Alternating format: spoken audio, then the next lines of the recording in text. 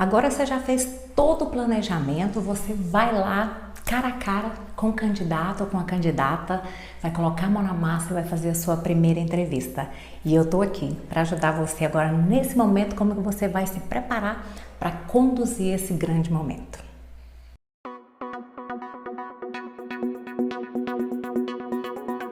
Como conduzir esse momento mágico. E vou falar para você quais são as premissas que eu vou aplicar aqui. Nós estamos em 2021, então muito se fala, nas questões antidiscriminação, nas questões de diversidade, nas questões de respeito ao ser humano, o fit cultural e principalmente no recursos humanos humanizado. E a entrevista de emprego, a condução de uma entrevista de emprego, ela tem todas as conexões possíveis e imagináveis com esses temas.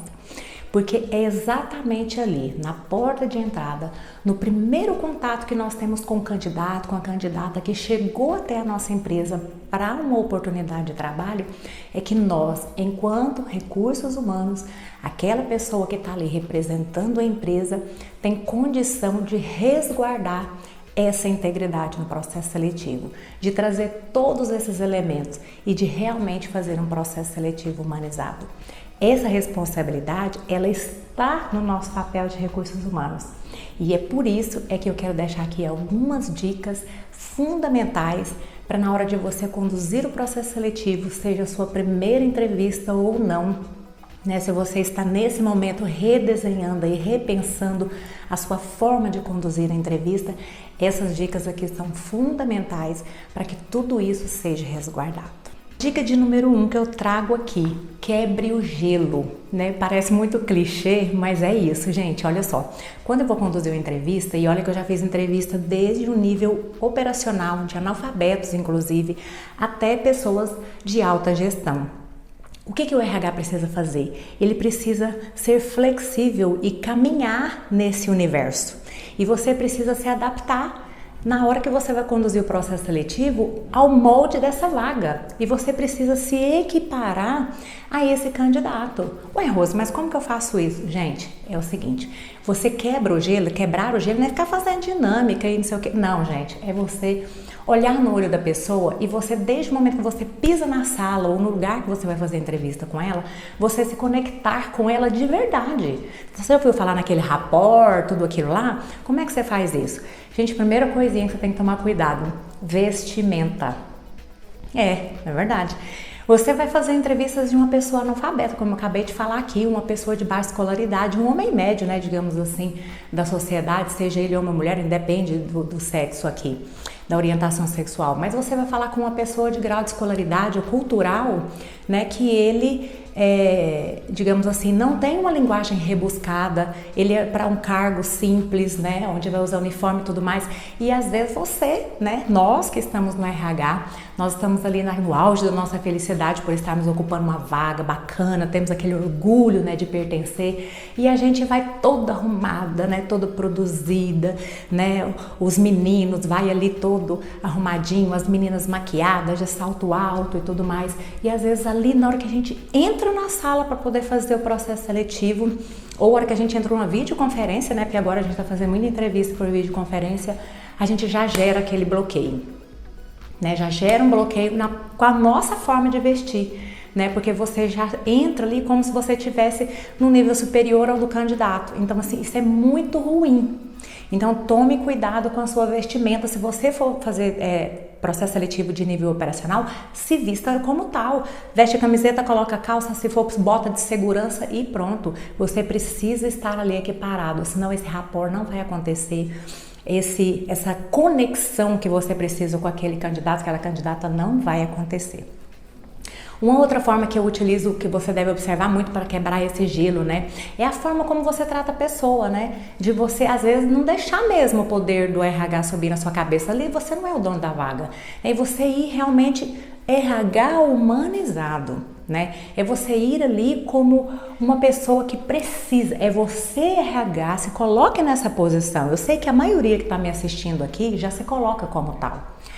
Mas se você ainda não faz isso, Comece a fazer. Você precisa, enquanto recursos humanos, se colocar na posição de que você que precisa dos candidatos. Não é o candidato que precisa de você, entendeu? E essa conexão, ela precisa acontecer a partir desse respeito, sabe? De você, recursos humanos, para com aquele candidato, aquela candidata, aquela pessoa que está ali na sua frente, né? Então, é muito importante que você, no momento em que estiver de frente com essa pessoa, né? Você se comporte como tal, você seja simpático, você seja empático. Não precisa também ficar sorrindo o tempo todo, mas seja natural, né? Não crie nenhum bloqueio de olhar, né? Esteja sempre ali atento com as questões da pessoa. Às vezes ela tá nervosa, tá angustiada, você vê que a pessoa tá tremendo, ela vai falar, ela bloqueia de tão nervoso que ela tá. Seja empático, seja simpático, ofereça uma água, né? Dá um tempo, se for o caso, até saia um pouco da sala, dá um tempinho para aquela pessoa respirar. Eu já fiz isso. Não tem problema nenhum. Coloque-se no lugar da outra pessoa. Isso é muito importante acontecer. Isso faz parte, né, do RH humanizado. Uma outra técnica que eu uso muito é de perguntar para a pessoa como ela quer ser chamada. Como ela quer ser chamada na entrevista. Porque eu, por exemplo, meu nome não é Rose. Meu nome é Rosimeire. Mas eu gosto de ser chamada por Rose, né? Sou chamada por Rose há muito tempo e gosto desse nome. Prefiro ser chamada assim. Então, mas no currículo a gente coloca o nome completo, né? A gente coloca. E aí, às vezes, a pessoa coloca ali o nome e a hora que ela vai para a entrevista, eu já chego lá falando isso. E aí, bom dia, boa tarde, como é que você está? Chegou bem? Fez boa viagem? Né? Veio de ônibus? Achou tranquilo vir para cá ou foi difícil? Já abro um diálogo ali. E já falo de mim também. Falo, nossa, porque eu moro longe, eu venho de carro e demoro 2 horas para chegar aqui. Enfim. Eu conto um pouquinho já da minha história, dando essa abertura para a pessoa, para ela perceber que eu sou um ser humano como ela, né? E dentro disso, eu falo sobre a questão do meu apelido, né? Eu falo, olha, meu nome é Rosimeire, mas eu gosto de ser chamada por Rose, né? Então, estou vendo aqui seu nome no currículo, que é tal, e o seu nome é assim mesmo que se pronuncia, é assim que você gosta de ser chamado, né? É assim que você é reconhecido. Então, são coisas, né? Detalhes que criam esse rapport, que criam essa sintonia e quebra esse gelo. Então, esses são macetes, né, que eu aplico no dia a dia e que eu coloco aqui como muito importantes, porque a partir daí, se esse ambiente foi criado, né, se esse gelo foi quebrado, tudo tende a dar muito certo. A dica número 2 que eu trago aqui é o olho no olho. Gente, para esse rapport, para essa conexão acontecer e a entrevista fluir, é muito importante o olho no olho. Mas não é aquele olho no olho de intimidar a pessoa. Não, gente. O olho no olho é de você estar atento à história da pessoa, tá? É aquele negócio de você estar do outro lado da mesa, mas você estar 100% focado no candidato, na candidata. Né? Não é você estar mexendo no celular, não é você estar prestando atenção nas notificações ali do seu WhatsApp, enfim, nem leva celular para entrevista, gente, não faça isso. Vá somente com o seu currículo, o currículo da pessoa e a sua canetinha e mais nada. Tá? Não tire o foco, e é isso que é importante. Quando eu falo olho no olho, é isso, é o foco no candidato, é o foco naquela pessoa, na história daquela pessoa que está ali, que você demonstra respeito a isso e com isso a entrevista vai fluir. Vai fluir, tem que ter respeito. Se tiver respeito, a entrevista vai fluir. E aí, uma das coisas que eu utilizo muito para iniciar a minha conversa com as pessoas é eu deixar ela contar a história dela, para depois eu fazer as minhas perguntas. Sabe aquelas perguntas que eu já ensinei você preparar para fazer ali, aquele checklist? Então, às vezes quando você coloca a pessoa para falar, que você ouve a história dela, às vezes ela já vai responder um monte de perguntas daquela lá que você nem vai precisar fazer depois e às vezes até evitar situações constrangedoras. Então, eu geralmente faço assim, quando a pessoa tá ali, né, já naquela quebra de gelo, né, eu já pergunto para ela, então me conta um pouquinho da sua história, como é que você veio parar aqui? Você andou, rodou e veio parar aqui hoje na empresa, e fala o nome da empresa, né, aqui em tal lugar, tá aqui falando com a Rose, e o que aconteceu que você veio parar aqui? E o que você espera, inclusive, dessa entrevista aqui hoje? Me conta um pouquinho do que tá passando aí na sua cabeça. E deixa a pessoa falar. Assim mesmo, de forma bem simples, tá? E isso aqui eu tô colocando vagas, gente, que podem ser até de alta gestão, desde o operacional até de alta gestão. Deixa a pessoa falar. Deixa ela colocar para fora o que ela tá sentindo. É uma forma, inclusive, dela colocar o nervosismo, colocar o estresse para fora, e ela vai contar aquilo para você que é importante. E às vezes ela vai até se aprofundar e falar coisas que você nem estava imaginando de perguntar, mas que são importantes, inclusive, para você fazer aquela leitura em relação ao fit cultural, né? De como que é construído os valores dessa pessoa, de como que é construído, o que ela acha, considera importante, como que foi a construção dessa história dela até aqui. Então, quando você parte de um princípio, de um processo seletivo mais humanizado, que está preocupado com as conexões aí dos valores, né, das questões culturais, né, das soft skills, né, que tanto se fala, fit cultural, é nessa história quando a pessoa te conta naturalmente e traz para você o que é importante para ela, é que você vai captar isso, tá? Então isso é muito importante. Foco na história da pessoa, olho no olho, e respeita essa história. A dica de número 3, gente, que é fundamental, muito cuidado com as perguntas discriminatórias. Nós estamos no século 21, né? Estamos falando já, né, de todo esse contexto aí, né, antidiscriminação e tudo mais. Então, gente, no processo seletivo tem que tomar cuidado com isso. Essas questões, né, que estão relacionadas à raça, à religião, à orientação sexual, né, à maternidade, né, enfim, não cabe isso mais dentro de um processo seletivo, dentro de uma empresa, né, que tem práticas, né, de compliance ou práticas de sustentabilidade, ou que se preocupa meramente com essas questões, né, de inclusão social e da não discriminação. Então não faz sentido mais fazermos, né, esse tipo de pergunta mais nos processos seletivos. Aí você vai falar, Rose, mas eu preciso saber inclusive se a pessoa ela tem algum problema para trabalhar dia de sábado, ou se a pessoa tem algum problema para poder vir para a assiduidade, pontualidade dela, né, enfim. Eu preciso, inclusive, de dados obrigatórios, né, para informar para o Ministério do Trabalho, lá na ficha lá do funcionário, como que ele se identifica, né, qual que é a origem dele, né, de raça e tudo mais. Eu preciso de orientação para o plano de saúde, né, eu preciso das informações para o plano de saúde, para saber quantos dependentes e tudo mais, enfim. Eu sei que você tem algumas questões que você vai precisar dessas informações. Então, a minha dica em relação a isso é o seguinte: todas essas questões que podem estar relacionadas com esses temas que são sensíveis, evita levá-los para dentro da entrevista, tá? Porque isso pode ser mal interpretado. A minha orientação, principalmente agora com a questão da LGPD, é que você tenha um cadastro do candidato.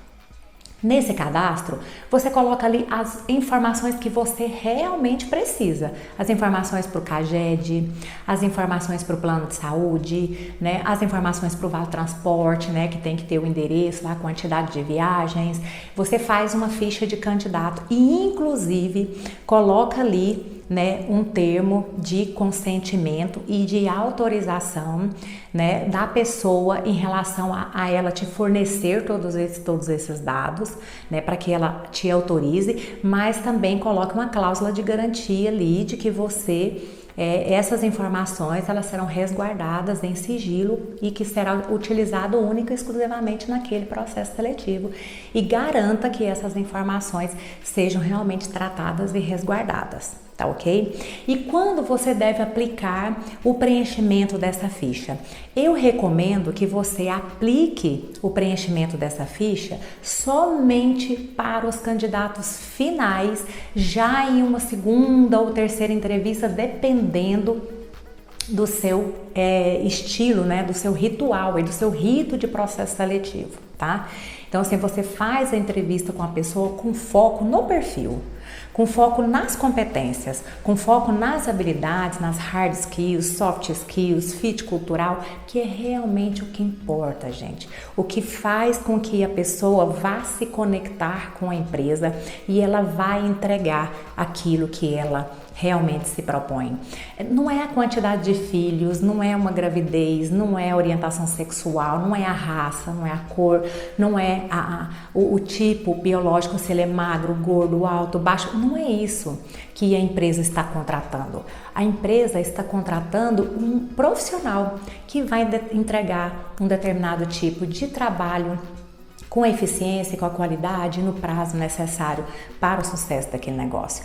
Então, essas questões, como elas são muito sensíveis, eu recomendo você não trazer isso, porque não faz sentido, né, você trazer isso para a entrevista. Mas se você precisa disso para obedecer, inclusive, obrigações legais ou cadastrais de outras esferas, você leva isso numa ficha de cadastro, mas aplica somente nos candidatos finais, aqueles que você já deve apresentar já ali para a última instância de aprovação, e você explica, inclusive, o motivo pelo qual é a funcionalidade e o propósito desse questionário para os candidatos, tá ok?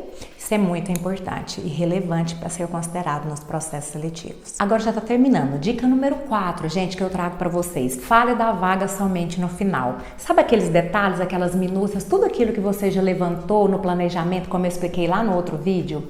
Então, agora chegou no final, depois que o candidata, depois que você ela já contou toda a história, você já fez todas as perguntas que você precisava para poder levantar ali todo o perfil profissional, as habilidades e competências dessa pessoa, desse profissional. Você vai falar sobre a vaga, e aí você vai falar sobre os desafios da vaga, a funcionalidade da vaga, né? E tudo, sabe aquele levantamento que você fez lá que eu ensinei no outro vídeo sobre o ambiente, como que é e tudo mais, como que é a liderança dessa vaga e tudo mais, ali é a hora de você falar. Você vai falar assim, olha, a vaga é para trabalhar tal horário, assim, assim, assim, mas os desafios da vaga é aquelas entrelinhas, né? Os desafios são esses, a pessoa tem que ser assim, tem que ser assado, parará, parará, parará, parará. E aí você vai fazer um link com aquilo que ela já te contou, tá? Você já vai fazendo um link, e aí pode ser que seja compatível, pode ser que seja incompatível. Igual, por exemplo, às vezes você tá com uma vaga que é da noite, e às vezes a pessoa, ou a vaga é até durante o dia, mas tem possibilidade de depois ser transferido para a noite, porque isso pode acontecer, já aconteceu inclusive em outros momentos. E você levantou isso quando você levantou as entrelinhas da vaga, né? Então você sabe que existe a possibilidade de transferência de horário. E aquela pessoa na entrevista falou para você que ela saiu do outro emprego porque o trabalho era à noite e que ela tem dificuldade de dormir durante o dia. Então quer dizer, já é uma coisa que você levantou ali no planejamento e que na hora da entrevista essas coisas né, se encontraram e que não foi positivo, né? Que é um cuidado que você tem que ter. Ou às vezes pode ser que tenha links positivos, né? Seja exatamente aquilo que você está buscando, já seja algo que a pessoa trouxe para você ali na história dela e essas coisas se encontraram e deu tudo certo. Então é o momento de você ir contando a história, né? Falando sobre a vaga, inclusive essas entrelinhas, e inclusive fazendo o link com toda aquela história que ela foi te contando em cima ali do planejamento que você já tinha feito antes de perguntas, ok? Então, somente no final, hein, gente? Eu já vi e já conduzi, inclusive, entrevistas onde o entrevistador falava da vaga no início da vaga e contava todas as particularidades da vaga para aquela pessoa antes de começar a entrevista. Gente, o que acontece?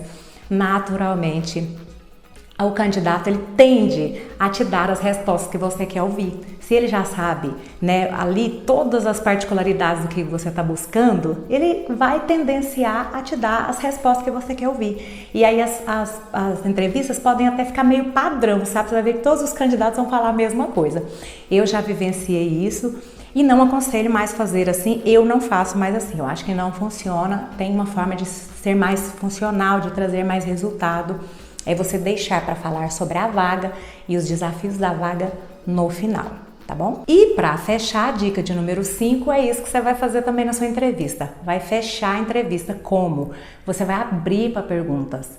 Vai falar, né, para a pessoa, e aí? Você tem alguma dúvida, alguma pergunta, alguma curiosidade? Mas escuta a pessoa mesmo, porque eu já participei de um processo seletivo que a pessoa falou assim, você tem alguma pergunta? A hora que eu fiz a pergunta para ela me deu tipo uma meia resposta e saiu a paisana, sabe assim, não deu a mínima atenção. Então assim, se não quer ouvir, não pergunta, né? Mas isso não é de bom tom, isso não combina com o RH humanizado. Então, pergunte e escute a pessoa e se dedique ali a continuar explicando e esclarecer todas as dúvidas para aquela pessoa, mesmo que você já tenha naquele momento tido uma percepção de que aquela pessoa não é muito bom, não é o candidato ideal. Mas, mesmo que você tenha já uma prévia percepção de que aquela pessoa não seja o candidato ideal, leve a entrevista até o fim como se fosse. Isso é um RH humanizado, isso é respeito ao candidato, né? E aí, depois que você esclarecer todas as dúvidas, você vai fazer o seguinte, antes de você agradecer e desejar boa sorte, você vai combinar com ele sobre o retorno. Gente, não deixe o candidato, a candidata no vácuo. É terrível. Lembra que a gente falou lá no início da entrevista sobre empatia? Então, gente, hoje em dia, né, o RH, não é só hoje não, o RH ele nunca teve estrutura, nem de sistema, nem de pessoas, para ficar alguém lá só dando retorno para candidatos que não foram aprovados. Ou aqueles até que tem bom perfil, mas meio que ficou para uma próxima oportunidade. Então a gente não tem, às vezes, esses braços, esse sistema para poder fazer isso tudo, né? Para falar com os candidatos que não vão continuar no processo. E aí a gente acaba falando só com os que foram aprovados ou que foram para a próxima etapa. E deixa os candidatos no vácuo. Isso é péssimo, é péssimo. Eu já passei por isso, eu já fiz isso, mas hoje a gente precisa cuidar para que isso não aconteça mais. E sabe o que eu adotei, né, de algum tempo para cá nas minhas entrevistas? Eu já combino com a pessoa. Eu já falo para ela, olha, e é lógico que você tem que falar de acordo com a sua realidade aí. Eu vou dar um exemplo aqui. Eu falo, olha, se você não receber o meu retorno dentro de 2 dias, 3 dias, uma semana, considere que você não foi para a próxima etapa, tá? Porque caso eu tenha algum retorno para você, eu farei contato antes dessa data, tá? Se passou essa data, eu não entrei em contato com você, então é porque você não foi para a próxima etapa e eu te agradeço muito pela sua dedicação, pela sua participação no processo seletivo, mas deve ter aparecido algum outro candidato que tenha se encaixado melhor. Então espere até essa data sobre o meu retorno. Não apareci, é porque você não foi para a próxima etapa. Pronto. E aí já libera a pessoa também. Fala, olha, mas mesmo assim, no decorrer deste período, caso surjam outras entrevistas, outras oportunidades para você, sinta-se à vontade em participar de outros processos. Porque essa nossa conversa aqui é sem comprometimento, então nós ainda vamos dar andamento nesse processo seletivo e nós ainda não temos nenhuma posição. Então, caso surja alguma nova oportunidade para você, sinta-se livre para participar sem nenhum pré-compromisso conosco, né? Fique tranquilo. Então, eu já libero a pessoa ali também para não parecer nenhuma promessa de emprego, tá? Isso é muito importante. Não cometa essas falhas. São pequenos detalhes que fazem toda a diferença. Então, aí agora que você já explicou para a vaga, já combinou sobre o retorno com a pessoa, já não tem mais nenhuma dúvida ali, desejo boa sorte para a pessoa, né, com muita simpatia, de coração mesmo, desejo sucesso para ela na vaga e até uma próxima etapa, caso ela tenha sido aprovada. Então é isso. Eu espero que essas dicas tenham ajudado bastante a você aí a pensar ou a repensar sobre o seu processo seletivo, sobre a condução do seu processo seletivo, e espero que assim, todos nós que somos do RH, possamos cada vez mais praticarmos, né, esse processo seletivo e esse recrutamento e seleção de forma mais humanizada, íntegra e antidiscriminatória. Um grande beijo para vocês.